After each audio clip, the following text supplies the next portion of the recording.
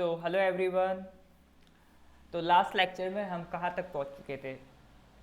Last lecture में हम लोगों ने लैटिट्यूड एंड लॉन्गिट्यूड ये सब बातें कर ली थी।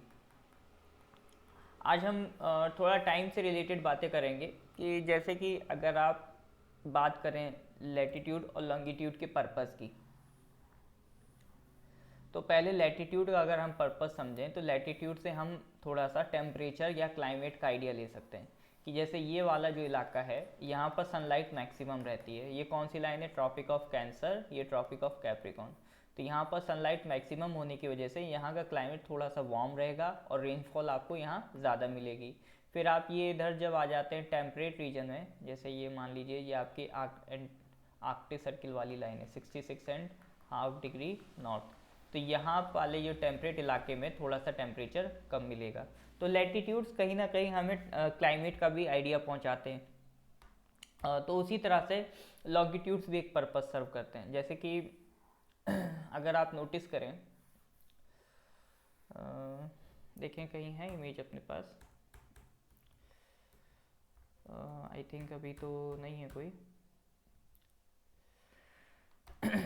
ठीक है, ऐसे देखिए, जैसे ये मान लीजिए अभी हम इसमें लॉन्गिट्यूड्स ड्रॉ करेंगे, ये कुछ इस तरह से, ये इसके सेंटर से पास होने वाली लाइन, ठीक है। ये एक नर, शायद हमने अभी लास्ट क्लास में लॉन्गिट्यूड्स नहीं पढ़ा है, तो एक बार लॉन्गिट्यूड्स देख लेते हैं। हाँ जी, तो लैटिट्यूड्स तक की हम बात करके आए थे। लैटिट्यूड्स में हमने बात करा था कि इक्वेटर से पास होने वाले, ये आप याद कर लेंगे। इसके बाद ट्रॉपिक ऑफ कैंसर और कैप्रिकॉन, ये इंपॉर्टेंट नहीं है। तो लॉन्गिट्यूड्स की बात करते हैं। देखिए, जब लैटिट्यूड्स हमने निकालने थे तो हमने अर्थ को यहाँ से डिवाइड किया था, ठीक है। अब हमें लॉन्गिट्यूड्स बनाने हैं, तो लॉन्गिट्यूड्स के लिए हमने क्या करा, अर्थ को, ये मान लीजिए अर्थ है, तो इसको इधर से डिवाइड कर दिया। तो ये दो पोर्शन ऐसे मिलेंगे, एक ये और एक ये, ठीक है। तो इसके सेंटर में हमने क्या करा, सबसे पहले एक रेफरेंस लाइन ड्रॉ करी, ठीक है। ये रेफरेंस लाइन ड्रॉ करी और इसको इस तरह से ये मिला दिया, और ऊपर जाएगी ये लाइन कुछ ऐसे मिल जाएगी, ठीक है। तो ये कौन सी लाइन है? ये है 0 डिग्री की लाइन, और 0 डिग्री की लाइन क्या कहलाती है? प्राइम मेरिडियन, ठीक है। याद रखेंगे, ये रेफरेंस लाइन है लॉन्गिट्यूड में 0 डिग्री की प्राइम मेरिडियन। फिर यहाँ से आप जैसी एंगल बढ़ाएंगे, मान लीजिए आपने 15 डिग्री बढ़ाया, ठीक है, तो एक लाइन आपको ये मिल जाएगी और इधर ऊपर आपको एक लाइन ये मिल जाएगी। इसी तरह से 30 डिग्री एंगल करेंगे तो एक लाइन आपको ये मिल जाएगी, फिर एक लाइन आपको ये मिल जाएगी, ठीक है। तो जैसे जैसे आप एंगल बढ़ाते जाएंगे उसी तरह से आपको क्या है, ये अलग अलग लाइंस मिलती जाएंगी। तो पहले तो हम 90 डिग्री तक जा रहे थे क्योंकि 90 डिग्री के बाद लाइंस रिपीट होने लगेंगी, बट यहाँ पर ऐसा नहीं है। आप 90 से आगे बढ़ेंगे तो आपको एक नया सेट ऑफ लाइंस मिलेगा, इधर साइड मिलेगा और वो कहीं आपको इधर साइड मिलेगा, ठीक है। तो इसी तरह से आप बढ़ते बढ़ते मैक्सिमम कहाँ तक जाएंगे? 180 डिग्री तक। तो 180 डिग्री तक एक सेट ऑफ लाइंस हम पूरा करेंगे और फिर इधर से फिर हम इधर आगे बढ़ेंगे 180 डिग्री तक। यानी कुल मिला के हम क्या कर रहे हैं, हमने एक रेफरेंस लाइन बनाई 0 डिग्री तक और उससे हम कहाँ तक जा रहे हैं? 180 डिग्री तक, ठीक है। इस रेफरेंस लाइन से हम कहाँ तक जा रहे हैं? 180 डिग्री तक। दो रास्तों से जा रहे हैं, एक तो हम ये ईस्ट होके जा रहे हैं, एक हम वेस्ट होके जा रहे हैं। तो जितने भी डिग्री ईस्ट साइड में पड़ेंगे, जितने भी डिग्री ईस्ट साइड में पड़ेंगे उन्हें हम ईस्ट से डिनोट करेंगे। जैसे अगर आपकी ये वाली लाइन है, ठीक है, ये 30 डिग्री किधर है? ईस्ट की तरफ है, तो इसको हम क्या कहेंगे? इसको कहेंगे 30 डिग्री ईस्ट। इसी तरह से आपकी ये वाली लाइन देखिए, ये रेफरेंस लाइन के रेस्पेक्ट में देखिए, ये वाली लाइन किधर है? रेफरेंस लाइन से वेस्ट की तरफ है, ठीक है। तो वेस्ट की तरफ होने से हम इसे क्या कहेंगे? इसे हम कहेंगे 30 डिग्री वेस्ट। तो आपको इसमें ये याद रखना है कि इसमें हम 180 डिग्री तक जाएंगे। 0 डिग्री से कहाँ तक जा रहे हैं? 180 डिग्री तक जा रहे हैं। दो रास्ते हैं, एक ईस्ट होके जा रहे हैं और एक वेस्ट होके जा रहे हैं। इसी तरह से इसके पीछे वाली लाइन ये कौन सी होगी? 150 डिग्री ईस्ट, और ये कौन सी होगी? 150 डिग्री वेस्ट। तो बढ़ते बढ़ते आप जब 180 डिग्री पे पहुंचेंगे तो इसको आप 180 डिग्री ईस्ट भी बोल सकते हैं या 180 डिग्री वेस्ट भी बोल सकते हैं। ये दोनों लाइन सेम होंगी। जिस तरह से 0 डिग्री कॉमन है ईस्ट और वेस्ट साइड के लिए, उसी तरह से ये 180 डिग्री भी कॉमन है ईस्ट और वेस्ट साइड के लिए। और जो 0 डिग्री वाली लाइन है इसको हम क्या कह देते हैं, इसको हम कह देते हैं प्राइम मेरिडियन। तो सबसे पहले तो ये क्लियर करिए लॉन्गिट्यूड्स होते क्या हैं। लॉन्गिट्यूड्स क्या है, ये लॉन्ग लॉन्ग लाइंस हैं। जैसे ये 0 डिग्री था तो 0 डिग्री के रेफरेंस में हम लोग जितना जितना एंगल बनाते जाएंगे उसके अकॉर्डिंग हमें एक नई लाइन मिलती जाएगी। और कहाँ तक बनाना है, 180 डिग्री तक। तो अगर लॉन्गिट्यूड्स की वो बात करें तो लॉन्गिट्यूड्स कहाँ से कहाँ तक मिलेंगे आपको, ठीक है। तो लॉन्गिट्यूड्स आपको मिलेगा 180 डिग्री ईस्ट से लेकर 180 डिग्री वेस्ट तक, ठीक है। और ये दोनों कैसे हैं, सेम है, ठीक है। इसी तरह हमने लैटिट्यूड्स देखे थे। लैटिट्यूड्स हमें कहाँ से कहाँ तक मिलेंगे, लैटिट्यूड्स हमें मिलेंगे 90 डिग्री नॉर्थ से लेकर 90 डिग्री साउथ तक, ठीक है। तो अगर लैटिट्यूड में कभी वो लिख के दे दे 91 डिग्री नॉर्थ, गलत बोल रहा है, 91 डिग्री नॉर्थ जैसा लैटिट्यूड होगा ही नहीं। अगर कभी लॉन्गिट्यूड में लिख के दे दे 181 डिग्री ईस्ट, गलत बोल रहा है, ऐसा कभी कुछ होगा ही नहीं। क्यों, लॉन्गिट्यूड में 180 डिग्री मैक्सिमम एंगल जाएगा, लैटिट्यूड में मैक्सिमम एंगल 90 डिग्री। तो ये ज़रूर याद रखेंगे कि मैक्सिमम एंगल फॉर, ठीक है, ये हमेशा याद रखेंगे कि ये भी सवाल वो पूछ सकता है, मैक्सिमम एंगल फॉर लैटिट्यूड, ठीक है। तो लैटिट्यूड के लिए मैक्सिमम एंगल 90 डिग्री है और मैक्सिमम एंगल फॉर लॉन्गिट्यूड, ठीक है, लॉन्गिट्यूड के लिए मैक्सिमम एंगल कितना होगा, वो 180 डिग्री होगा। इस बात को ध्यान रखेंगे। अब जो ये 0 डिग्री लाइन है इसका पर्पज़ है और ये 180 डिग्री वाली लाइन है इसका भी एक पर्पज़ है। देख लेते हैं क्या पर्पज़ है।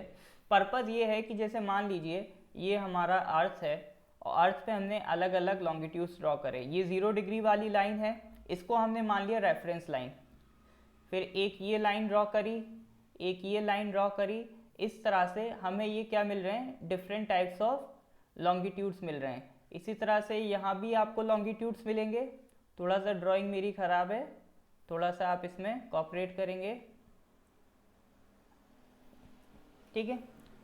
यहाँ मान लीजिए सूरज है, आपको ये नहीं पूछेगा अर्थ इतनी बड़ी सूरज इतना छोटा, अपना पर्पस सॉल्व हो रहा है, बस उतना काफ़ी है। चलिए, तो हमें इतना पता है कि अर्थ हमारा वेस्ट से ईस्ट घूमता है, ये भी बात सही है। तो आप खुद सोचिए, जब अर्थ कुछ ऐसी पोजीशन में रही होगी, ठीक है, अर्थ कुछ ऐसी पोजीशन में है, ये ईस्ट साइड है, ये क्या है, वेस्ट साइड है, तो सबसे पहले रोशनी किस पोर्शन को मिलेगी, इस पोर्शन को मिलेगी। फिर उसके बाद यहाँ जैसे अगर मैं बात करूँ A B C D E F, ठीक है, तो सबसे पहले लाइट कहाँ पहुँचेगी, तो सबसे पहले लाइट पहुँचेगी A पर, फिर B पर, फिर C पर, फिर D पर, फिर E पर, फिर F पर, ठीक है। अर्थ कैसा है, वेस्ट टू ईस्ट घूम रहा है, तो जो लाइट है आपकी सबसे पहले A पॉइंट पर पहुंचेगी, फिर B पॉइंट पर पहुंचेगी, फिर C पर पहुंचेगी, फिर D पर पहुंचेगी, फिर E पर पहुंचेगी, फिर F पर पहुंचेगी। ये बात क्लियर है। और जैसे ही आपका सनलाइट यहाँ पर पहुंचेगी तो क्या हम कह सकते हैं इन A वाले का टाइम B वाले से आगे होगा। क्यों, क्योंकि इसको पहले ही सनलाइट मिल गई, ठीक है, इसको पहले ही सनलाइट मिल गई, इसको इसकी सुबह पहले हो गई, तो इसका टाइम B के कंपैरिजन में आगे होगा और B का टाइम C के कंपैरिजन में आगे होगा। तो इस तरह से आप लाइन में जितना आगे लगेंगे उतना ही आपका टाइम भी आगे होगा। तो ये सारी चीज़ें हम नोटिस कर रहे थे। तो हमने सबसे पहले तो एक रेफरेंस लाइन बना दी 0 डिग्री, फिर उसके बाद हमने ऑब्जर्व करा, तो हमने ये देखा कि 0 डिग्री से आप जितना ईस्ट की तरफ जाएंगे आपका टाइम उतना ही बढ़ता जाएगा। जैसे मान लीजिए सुबह के 4 पहले यहाँ A पॉइंट पर होंगे, उसके बाद सुबह का 4 B पॉइंट पर बजेगा। मान लेते हैं कि सुबह 4 बजे सूरज निकलता है, ठीक है, 4 AM, तो 4 AM A पॉइंट पर पहले होगा, तब B पॉइंट पर 4 AM तो नहीं हो रहा होगा, कुछ और टाइम हो रहा होगा, 3 AM, 2 AM, 1 AM, ठीक है। इसी तरह से जो B पे टाइम हो रहा होगा उससे पीछे का टाइम C पे होगा। तो ये सारी चीज़ें हम कब कह पा रहे हैं, ये हम तब कह पा रहे हैं जब 0 डिग्री पे हमने रेफरेंस ले लिया, हमने 0 डिग्री एक लाइन फिक्स कर दी और हम ये नोटिस कर रहे हैं कि आप जितना ईस्ट साइड जाएंगे आपका टाइम बढ़ता जाएगा और जितना आप पीछे जाएंगे, जितना आप वेस्ट साइड जाएंगे, टाइम आपका घटता रहेगा, ठीक है। तो इसमें 2 कंसेप्ट बताऊंगा, दोनों याद रखेंगे, सारे सवाल बन जाएंगे उससे। तो चलिए, तो एक बात तो मुझे लगता है आपको क्लियर होगी, जितना हम ईस्ट साइड जाएंगे टाइम हमारा बढ़ेगा, जितना हम वेस्ट साइड जाएंगे टाइम हमारा घटेगा। अब कितना बढ़ेगा कितना घटेगा ये कैसे निकालें, तो इसकी एक कैलकुलेशन होती है। कैलकुलेशन ये होती है कि जैसे अगर हम अर्थ की बात करें या ये लॉन्गिट्यूड्स ले लीजिए, तो ये टोटल अगर मैं बात करूं, अर्थ यहाँ से घूमना शुरू करे और वापस से इसे इसी पॉइंट पर आना है, तो इसे पूरा कितना एंगल घूमना है, ये टोटल 180 प्लस 180 360 घूमना है। एक रोटेशन में अर्थ कितना एंगल घूमती है, 360 घूम जाती है, 360 डिग्री, और इसको टाइम कितना लग रहा है, 24 आवर्स लग रहे हैं, ठीक है। तो यहां से हम कह सकते हैं कि 24 आवर्स लग रहे हैं 360 डिग्री कवर करने में, ठीक है। तो 1 आवर में कितना डिग्री हम कवर कर लेंगे, 1 आवर में हम कवर कर लेंगे 360 डिग्री अपॉन 24 यानी कि 15 डिग्री, ठीक है। तो 1 आवर में हम कितनी डिग्री कवर कर लेंगे, 15 डिग्री। ये पहला चीज़ इंपॉर्टेंट है। या फिर आप ऐसे भी देख सकते हैं कि 15 डिग्री कवर करने में 1 आवर लग रहा है, तो 1 डिग्री कवर करने में कितना टाइम लगेगा, 1/15 आवर, और आवर को अगर मिनट में कन्वर्ट करें तो कितना हो जाएगा, 1/15 इंटू 60, और ये 4 टाइम्स कैंसिल हो जाएगा। तो हम कह सकते हैं 1 डिग्री कवर करने में कितना टाइम लग रहा है, 4 मिनट्स। तो दोनों एक ही बात है। 15 डिग्री कवर करने में कितना टाइम लग रहा है, 1 आवर, और 1 डिग्री कवर करने में कितना टाइम लग रहा है, 4 मिनट। यानी कि अगर एक लैटिट्यूड, हम क्या कह रहे हैं, हम कह रहे हैं यानी कि अगर ये मान लीजिए एक लैटिट्यूड, थोड़ा रंग से बनाता हूँ, हाँ, तो हम ये कहना चाह रहे हैं कि जैसे ये आपका अर्थ है, ठीक है, ये एक 0 डिग्री वाला लॉन्गिट्यूड है, और ये 15 डिग्री वाला लॉन्गिट्यूड है, और ये 30 डिग्री वाला लॉन्गिट्यूड है, ठीक है। ये 15 डिग्री ईस्ट, ये 30 डिग्री ईस्ट। तो कहने का मतलब ये है कि जितना आपका डिग्री का चेंज होगा उतना ही आवर का चेंज होगा उस अकॉर्डिंग। जैसे 15 डिग्री में कितना चेंज हो रहा है, 1 आवर। यानी कि अगर मैं बात करूं 30 डिग्री ईस्ट और 15 डिग्री ईस्ट, इनके बीच में लॉन्गिट्यूड डिफरेंस कितना है, 15 डिग्री का, यानी इन दोनों के बीच में टाइम डिफरेंस कितना है, 1 आवर का। तो अगर 30 डिग्री ईस्ट पर मान लीजिए 3 PM हो रहा है, ठीक है, तो 15 डिग्री ईस्ट इसके पीछे है, इसके वेस्ट साइड पर है, तो जितना वेस्ट में जाएंगे टाइम कम होता जाएगा। तो इन दोनों के बीच में कितना डिफरेंस है, 1 आवर का डिफरेंस है, और आगे कौन होगा, 30 डिग्री ईस्ट होगा, तो 1 आवर का डिफरेंस है। इसका मतलब 15 डिग्री ईस्ट वाला 1 आवर पीछे होगा। तो अगर यहाँ 3 PM है तो हम यहाँ बता पाएंगे यहाँ क्या टाइम हो रहा है, 2 PM, ठीक है।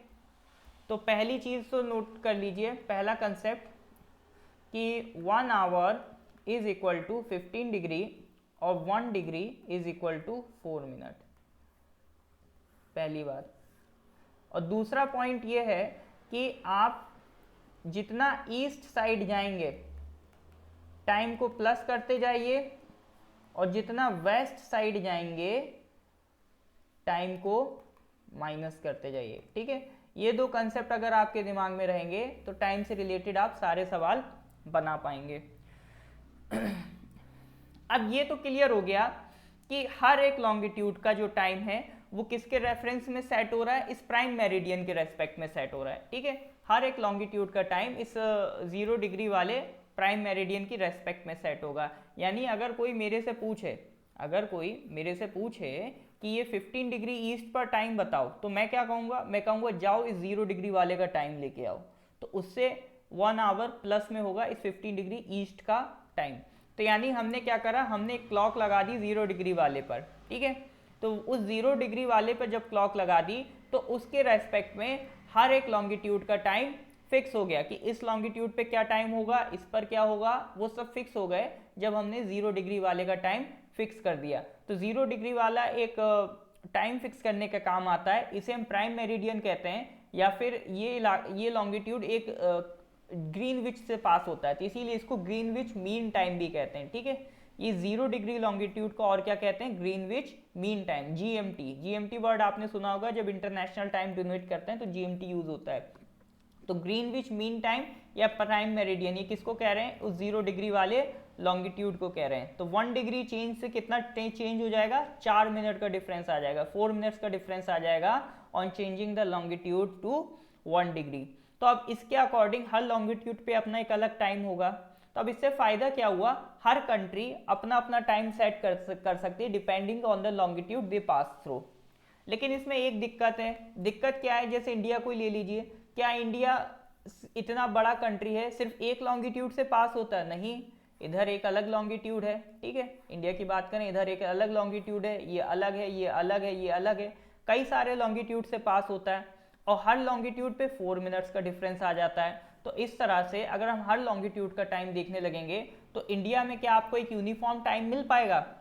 यानी पता चला कि जयपुर वालों के लिए टाइम कुछ हो रहा है, लखनऊ वालों के लिए कुछ हो रहा है, तो इससे मिस मैनेजमेंट बढ़ जाएगा, मिस एडमिनिस्ट्रेशन बढ़ जाएगा। तो हमने क्या करा, हमने अपने इंडिया का एक फिक्स लॉन्गिट्यूड ले लिया। हमने देखा कि हमारा एक लॉन्गिट्यूड इधर है, एक इधर है, ये है 68 डिग्री ईस्ट, ये है 97 डिग्री ईस्ट। इन दोनों के बीच में अगर आप डिफरेंस देखेंगे ना तो 30 डिग्री का डिफरेंस है, यानी 2 आवर। तो अगर टाइम वाइज देखें तो 2 आवर का है। अगर यहाँ पे शाम के 4 बज रहे होंगे अरुणाचल में, तो गुजरात में दोपहर के 2 हो रहे होंगे, ठीक है, 2 आवर का डिफरेंस है। बट हमें पूरी कंट्री का टाइम फिक्स करना था, तो हमने ना इनका लॉन्गिट्यूड लिया ना इनका लिया, एक मिडल लॉन्गिट्यूड ले लिया जो ये आपका यूपी से पास करता है, ठीक है। और इसी को हम क्या कहते हैं, इंडियन स्टैंडर्ड टाइम लॉन्गिट्यूड। ये लॉन्गिट्यूड क्या कहलाता है, IST, इंडियन स्टैंडर्ड टाइम। हमने एक लॉन्गिट्यूड फिक्स कर दिया जो कि पूरी इंडिया का एक यूनिफॉर्म टाइम देगा। और इस लॉन्गिट्यूड की वैल्यू कितनी है, 82.5 डिग्री ईस्ट। इंपॉर्टेंट है, याद रखेंगे, इंडियन स्टैंडर्ड टाइम हमारा लॉन्गिट्यूड कितना है, 82.5 डिग्री ईस्ट। अब इससे आप कैसे निकालेंगे कि हमारा टाइम कितना आगे, जैसे 0 डिग्री वाले लॉन्गिट्यूड पे तो हमें पता है कि 0 डिग्री वाले पे जो टाइम होगा और 82.5 डिग्री ईस्ट पे टाइम होगा, इनके बीच कुछ डिफरेंस होगा। कितना डिफरेंस होगा, तो पहले तो देखिए कितना डिफरेंस है, 82.5 डिग्री का। और हमें पता है 15 डिग्री इज इक्वल टू क्या होता है, 1 आवर। तो 82, तो इससे हमें 82.5 डिग्री पे देखना है कितना डिफरेंस होगा। तो क्या करेंगे, unitary method, 1 degree is equal to 1/15 hour, ठीक है। या फिर कह सकते हैं कि 1 degree is equal to 4 minute. तो 82.5 degree is equal to 4 into 82.5, यानी कि ये आ जाएगा 330 मिनट्स। और 330 मिनट्स मतलब 5 आवर्स 30 मिनट, यानी 0 डिग्री वाले GMT से हमारा टाइम कितना डिफरेंस करता है, 5 आवर 30 मिनट्स।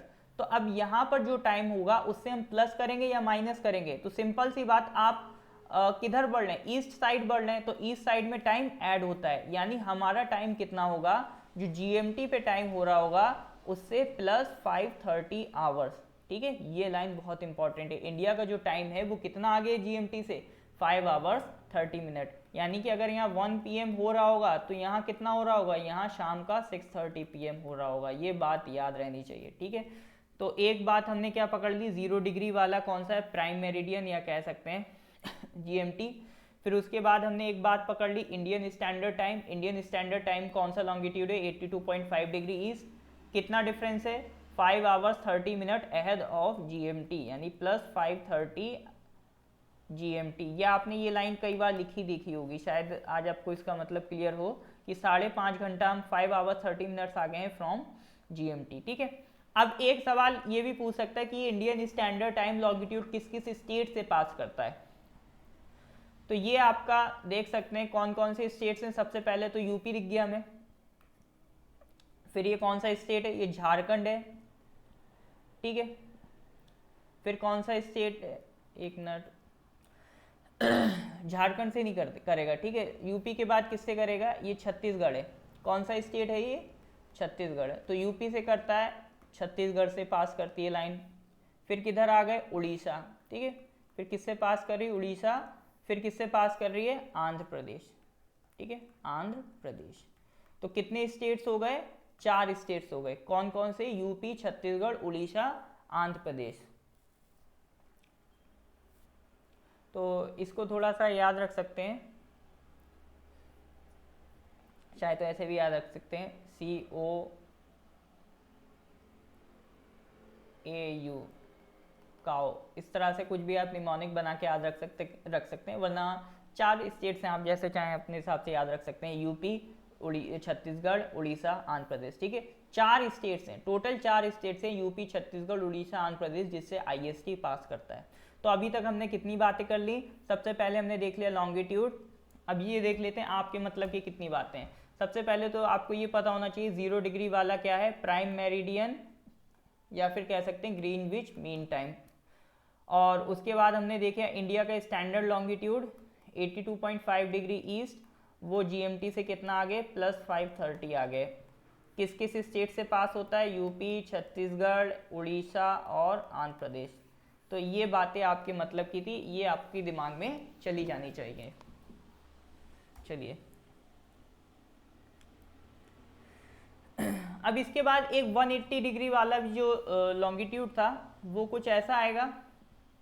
अब आप नोटिस करिएगा कि जो आप टाइम बढ़ाते जाएंगे तो यहाँ पर अगर दोपहर का 12 PM है तो आप 180 डिग्री जैसे ही क्रॉस करेंगे तो 180 डिग्री में आप नोटिस करेंगे 12 आवर का डिफरेंस आ जाएगा, ठीक है।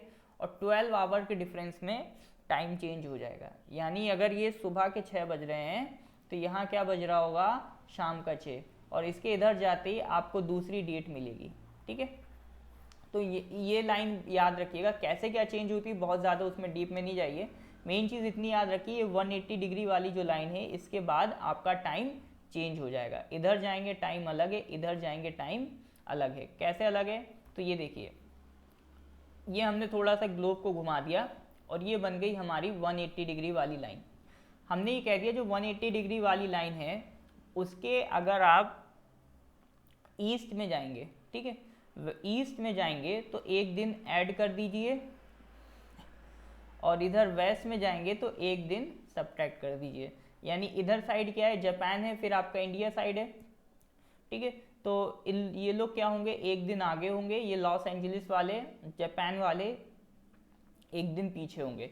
तो अगर इस इंटरनेशनल डेट लाइन से आप ईस्ट की तरफ जाएंगे तो एक दिन ऐड कर दीजिए, और वेस्ट की तरफ जाएंगे तो एक दिन सब्ट्रैक्ट कर दीजिए। तो ये चीज़ याद रखनी है।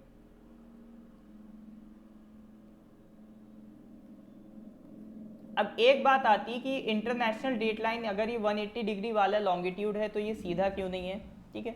तो ये रेफरेंस में तो हमने 180 डिग्री लिया था, लेकिन क्या हुआ कि जब हमने 180 डिग्री लॉन्गिट्यूड लिया तो इसके ये लाइन काफ़ी आइलैंड से भी पास हो रही थी, कुछ छोटे छोटे आइलैंड्स से उनसे पास हो रही थी। और हम ये मान रहे हैं कि इस लाइन के इस साइड डेट अलग है, इस साइड डेट अलग है।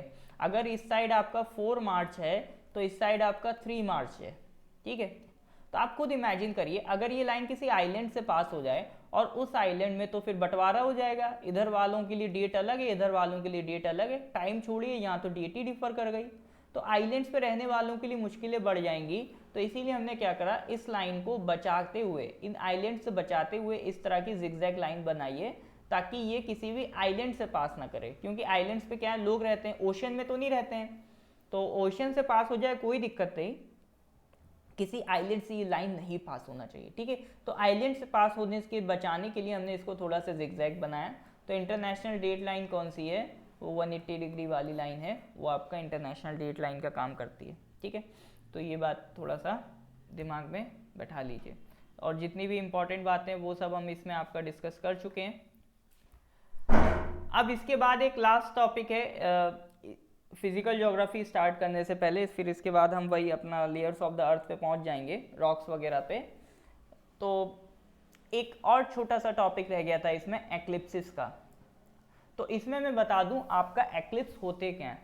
तो एक्लिप्स में सीधी सी बात है, दो तरीके के एक्लिप्स होते हैं, सोलर एक्लिप्स और लूनर एक्लिप्स। एक्लिप्स का मतलब है कोई एक चीज़ दूसरी चीज़ को कवर अप कर ले, ठीक है।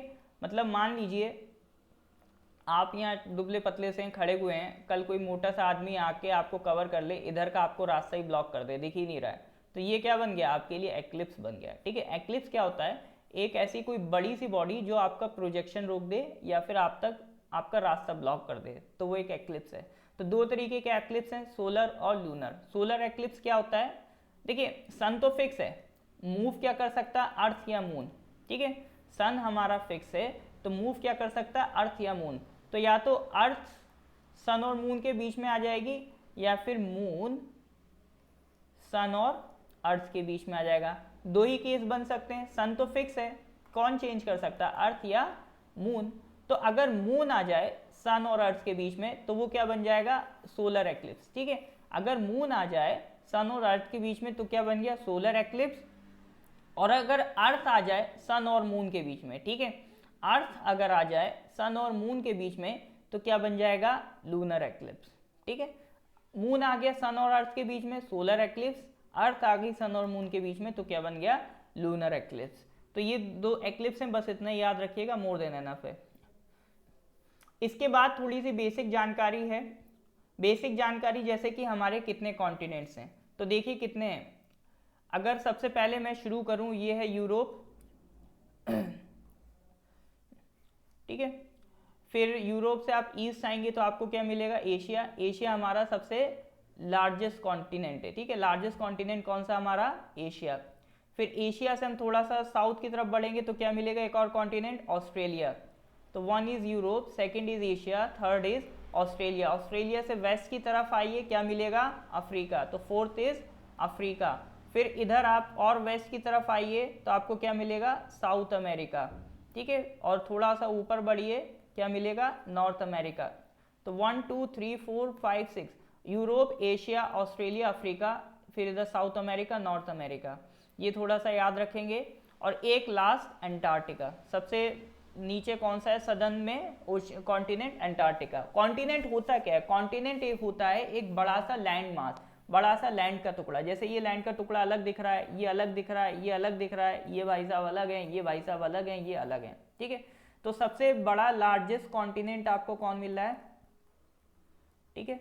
अगर वो कभी पूछे कि लार्जेस्ट कॉन्टिनेंट कौन सा है तो क्या नाम देंगे, एशिया। स्मॉलेस्ट कॉन्टिनेंट कौन सा है,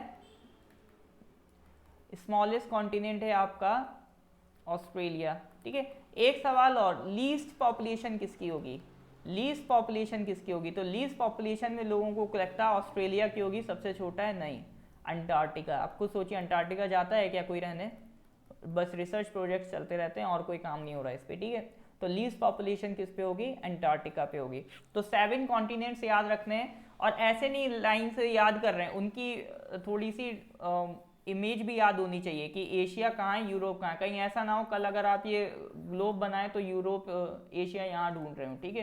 तो ऐसा नहीं होना चाहिए, हमें पता होना चाहिए एशिया, फिर ऑस्ट्रेलिया, फिर इधर अंटार्कटिका, फिर इधर Africa, Europe, north America, south America. तो ये पोजीशंस क्लियर होनी चाहिए। तो कॉन्टिनेंट्स के बाद क्या होता है, इन कॉन्टिनेंट्स के बीच में जो पानी का पोर्शन होता है उसे हम क्या कहते हैं, ओशन कहते हैं। तो ओशन कौन कौन से हैं, देखिए एक तो अटलांटिक ओशन है, ये बहुत रॉयल ओशन भी कहा जाता है, क्यों, क्योंकि ये दो बहुत पावरफुल इकोनॉमीज को कनेक्ट करता है, किस किस को, यूरोप को और नॉर्थ अमेरिका को। इनका ट्रेड इसी पे होता है, इसीलिए अटलांटिक ओशन बहुत ही रॉयल ओशन कहा जाता है। लेकिन अब इसका स्कोप कम हो रहा है, क्यों, क्योंकि अब एशिया के साथ ट्रेड बढ़ रहा है। तो अब कौन सा ओशन पिक्चर में आ रहा है, इंडियन ओशन पिक्चर में आ रहा है, ठीक है। कौन सा ओशन पिक्चर में आ रहा है, इंडियन ओशन पिक्चर में आ रहा है। तो एक हो गया अटलांटिक, ये पूरा अटलांटिक है, ऊपर वाले हिस्से को नॉर्थ अटलांटिक कह देते हैं, नीचे वाले को साउथ अटलांटिक। फिर इधर एक ओशन है, अगर हम एशिया से इधर आगे बढ़ें तो ऐसा नहीं हम गिर जाएंगे, हम कहीं घूम के यहाँ वापस आ जाएंगे, ठीक है। तो एशिया और अमेरिका, इस हिस्से को जो ओशन कनेक्ट करता है वो कौन सा है, पैसिफिक ओशन, ठीक है। आपने कई बार एक वर्ड सुना होगा, अमेरिका इंडो पैसिफिक रीजन पे फोकस कर रहा है।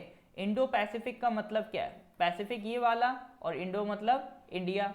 तो इंडिया से रिलेटेड ये पूरा पैसिफिक ओशन वाला जो इलाका है, इसमें किसकी डोमिनेंस बनाने की कोशिश करता है, अमेरिका अपनी बनाने की कोशिश करता है, ठीक है। तो ये पैसिफिक ओशन किसको कनेक्ट कर रहा है, एशिया को और नॉर्थ अमेरिका, साउथ अमेरिका को। तो कितने ओशन हो गए, Atlantic ocean 1, Indian ocean 2, Pacific ocean 3, फिर एक होगा आपका ये नीचे वाला, ये वाला ओशन, इसको कहेंगे अंटार्कटिक ओशन या फिर सदर्न ओशन भी कह देते हैं। फिर एक इधर ऊपर मिलेगा, ऊपर वाले को क्या कहेंगे, आर्कटिक ओशन। तो ये यहाँ देख सकते हैं आप, Atlantic 1, Indian ocean 2, Pacific 3, Arctic 4, southern ocean या अंटार्कटिक ओशन 5। तो ये 5 ओशंस के नाम याद रखिएगा, ठीक है।